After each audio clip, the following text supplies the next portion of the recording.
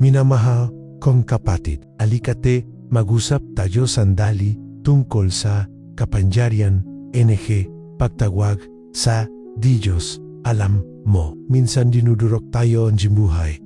O pakiramdam natin ay hindi na natin kayang magpatuloy. Doon sa mismong sandaling ilon, itinuturo sa atin NG awit 70 ang isang bagay na napakaalaga.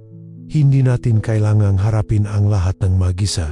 Tulad ni Job na nawala ang lahat, ang kanyang pamilya, ang kanyang kalusugan, ang kanyang enerhiya, ari-ariya, menos gunit kailanman ay hindi nawala ang kanyang pananampalataya. Ganun din tayo ay maaaring lumapit sa Diyos, nakikinig, siya naunawahan niya tayo. Kapag sumisigaw tayo kahit sa hit na enehilua, narun siya, nayahakap tayo puso. NG siyang amanat hindi lang ilong, jakap, NG kaaliwan. Ito ay jakap na nakbabigelokas, nakpapabagong buhay. O nagahandaan patungo sa tagumpay. Kapag humihigpit ang dalamhati, kapag kumakatok ang kawalan, nenegrem, pag-isa, ang gatin, patawag sa Diyos ay hindi lamang isang hiling, NG tulong. Ito'y pakilala na siya ay hitsala at NG nakpapahirap sa atin. At alam mo ba, ilonghang lahat NG kaibahan. Dahil kapag tumatawag tayo ng buong puso, hindi na tayo nag-isa. Nakikipag-usap tayo sa isa na may kapangyarihang baguin NG mga sitwasyon. Puhitin ang anadapa. O ibalik ang bagay na tila nawala kaya huminga ng malalim. Buksan ang iyong puso o sabihin, Panginoon, kailangan kita ngayon. Iligtas mo ako sapagkat ikaw lamang ang nakaunawa saya.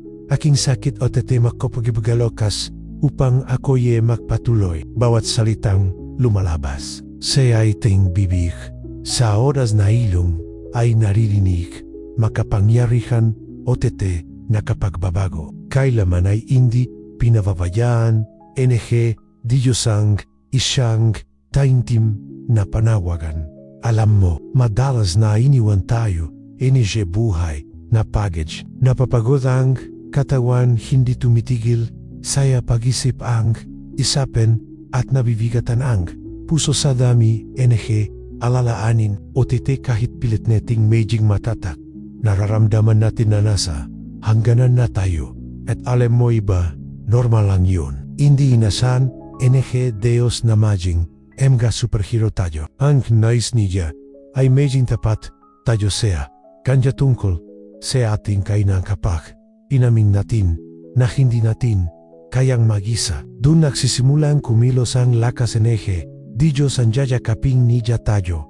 Tatahimik ka ng bagyo sa loob natang at bibigyan tayo NG tapang para magpatulot. Hindi lamang iyon pansamantalang ginhawa. Ito ay malalim na pagbabagong espiritual ay isang ininga, NG, bui na muli tayong itinataas. Kahit pakiramdam natin na ang lahat sa paligid ay gumuho na isapin mo na may dalat kang napakabigat na pasansaya balikat o biglang may yumatin na awak sa iyong kamay at tutulong sa iyong lumakad. Ganun ang pagkalos NG Diyos sa atin. Hindi lamang niya nakikita ang ating pagat. Nararamdaman niya ang ating sakit at pinalalakas tayo mula sa loob. Bawat luha na tumutulo, bawat buntang hininga, NG, kawalan NG, pogesa, bawat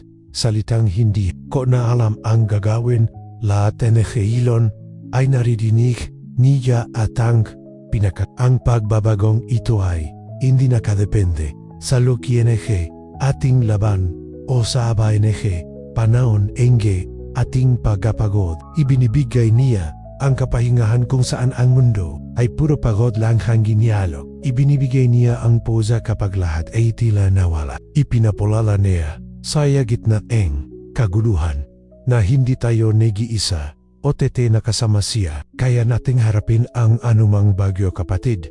Minsan parang ang buong mundo ay laban sa atin. Hindi ba? May mga salitang masakit mula sa iba, may gematang, punuan geminggit ang nakatingin, magabitak o taplano ang sumusulpot sa inusahang lugar. Ngunit narito ang mabuting balita, Diyos ang ating kalasak. Siya ay laging nasa ating tabi at walang sandata laban sa atin ang magtatagumpay. Pag-isupan mon kahit pakiramdam natin ay nalulunod tayo. Saya kawalan nanji katarungan o tila nagwawagi. Ang kasaman, ang Diyos ay kumikilos sa laikyot, lahat. Hinugulo ni Jahang emga plano, kaway. Winawasik ng emga bitag, o te hinilalantat.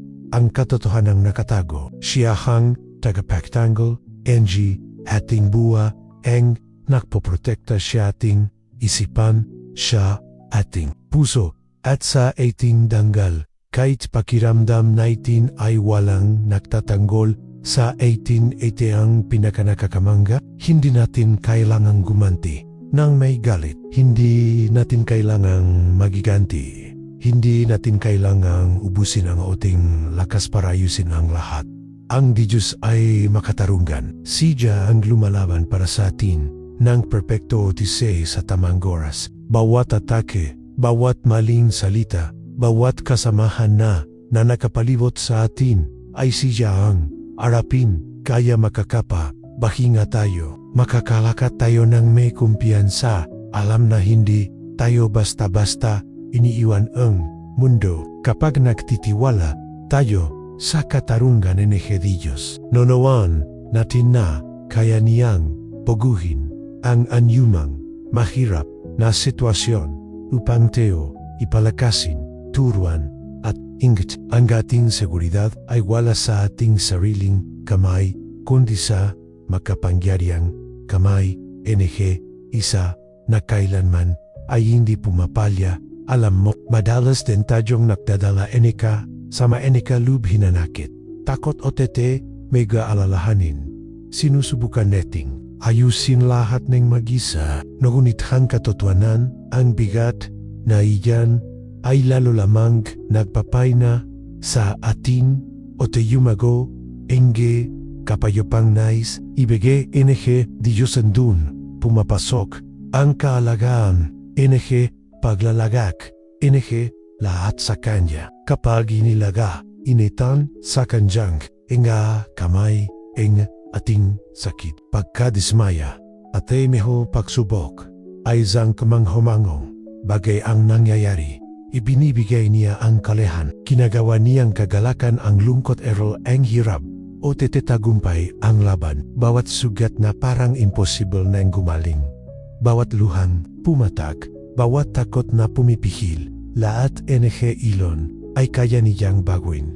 Ang paglalagak ay hindi nanggagaulugang pagsuko. Ang paglalagak ay pagtitiwala na alam Diyos ang pinakamainam para sa atin kahit hindi natin naintindihan. Ito ay pagbubukas puso at pagsasabi, Panginoon, hindi ko kaya ng mag-isa, ngunit kasama ka, kaya kong magtagumpay. Kunin mo lahat ang mito ito, gawin mang pagpapala. O teeng pinakamaganda ang pagbehalub na ito ay nagbibigaygan. Hindi na binibitbit puso ang ibigat, galit, inanakit, at pagkawalisa. Tumichiboak na ito sa hichmo pagichwala, pagyasa, kapayopang galing sa Panginoon. Kapag nagtitiwala tayo, siya ang gumagabay, nagpapalakas, at nagahanda sa utsing para mabuhay ng gibu, walang takot, walang gapos. O tete alam na walang makakatalo,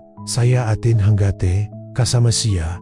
Ngayon, kapatid, pag-usapan natin ang tungkol sa pagdating. Hindi ito basta-bastang tiwala, kundi yang nakmumula sa kaalaman na ang Diyos ay kasama netang salat oras kahit walang nakikitang dang, kahit tila imposiblang sitwasyon. Ang awit 70 ay nagpapalala na mabilis. Siyang tumulong o kailanman ay hindi pumapalya ang kanyang tulong. Ang pagtitiwala sa Diyos ay paniniwalang bawat panagoy, bawat luha, bawat hiling NG tulong ay dumarating sa kanyang pandinig at siya ikumikilos sa tamang oras. Hindi natin kailangang magpanik.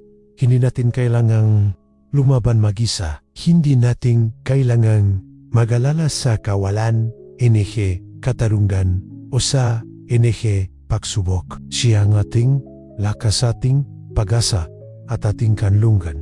At ang tagumpay na ibinibigay niya ay hindi lamang laban sa akya problema at kahirapan, kundi laban sa lahat NG bagay na nagtutulak sa atin na panginahan NG lube o minto. Ito ay tagumpay na nagpapalakas sa pananampalataya na ginagawang aral ang sakit na nagpapakita na walang sitwasyong mas malaki kaysa sa kapangyarihan NG Diyos sa ating buhay. Kayot sa pinakamahirap na oras, mahari tayong tumingala, magpuri o magpasalamat na alam na walang makakapabagsak sa atin. Bawat laban na nalahi, pasan bawat amon na natagumpayan, bawat bigat na iniwan natin sa kamay NG Diyos ay patutu NG kanyang pag-ibig, kanyang katapatan. Titikatiyakan na kailanman ay hindi niya tayo iniiwan o titisaya. Ganitong paraan, nagpapatuloy tayong may pagtitiwala, may kapanatagan at may tagumpay, sapagkat kasama ang Diyos ang tagumpay ay tiyak.